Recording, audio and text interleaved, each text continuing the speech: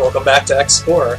Now that all 8 Maverick stages, or Rebel Force stages, whatever, boss stages, have been defeated, all the items have been collected from all the stages, nothing left for us to do but take on the final levels.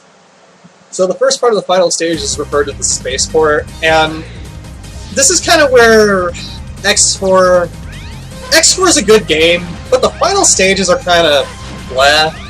They're not really that exciting, which kind of sucks, because the rest of the stages, the 8 main stages, for the most part, were excellent. But there's really no unique sort of gimmicks here, just platforms and enemies. The settings okay, but they don't really do a whole lot with it. I mean, this is just a box with a bunch of spinning enemies that bounce around randomly. Like, it's really not the most engaging enemy placement in the world. Oh, that felt good. I was worried I was gonna fuck that jump up.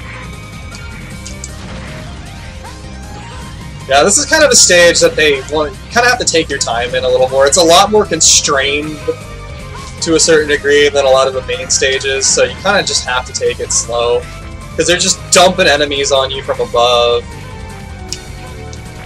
The environments usually only give you one way to get through them. I mean, this bit right here kind of sucks, because, like, the camera doesn't really show you what's you know, above or below you that much. So it's very possible to, like, quickly jump up and, like, smack into an enemy that was above you that you couldn't see coming. It's kind of the problem that, like, the older Sonic games had to a degree, is that there is some degree of, like, screen crunch. It's not terrible in X4, but it only gets worse from here. I'll show you no mercy. Now get ready. Because even the Sonic games, at least if you stopped and you stood still, they had a panning camera. You could pan up or down if there was still screen left. So if you were entirely sure, you could at least try to see if there was something below you, as long as you stopped. I mean, it didn't do you much good if you were moving, so it's still not a... You know, for Sonic, it's not a... I mean, it's a solution, but it's not a great one. But Mega Man not having anything like that at all really sucks in some of the later entries, because it becomes very difficult to tell what's a pit and what isn't. So yeah, Colonel here is pretty much the same exact shit he was when we fought him the first time. The only difference is he has that energy breaker attack now, this one, where you just have to jump in between the bolts and you're fine. It's the only new attack he has, otherwise he's the exact same. And he's actually easier because you have the walls this time, so you have no fear of him, like, just coming out of nowhere and slashing you. Whereas, you know, if you're on the ground, that's something you always have to worry about. Oh yeah, I forgot he does have a second new attack. It's just, I usually kill him before he does it. Yeah, the ground crush. And even that's even easier to dodge than the energy breaker, because as long as you just get high up on the wall, it won't hurt you.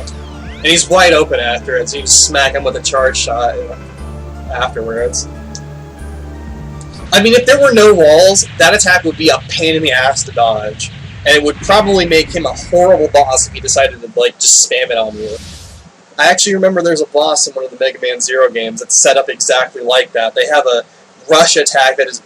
To jump over it, you need to be, like, pixel perfect, because there's no walls to jump off of. It's just the fight takes place in a flat field, so there's no wall to leap off of. So trying to jump over that without a wall would be a pain in the ass. Because you have one, it's very easy.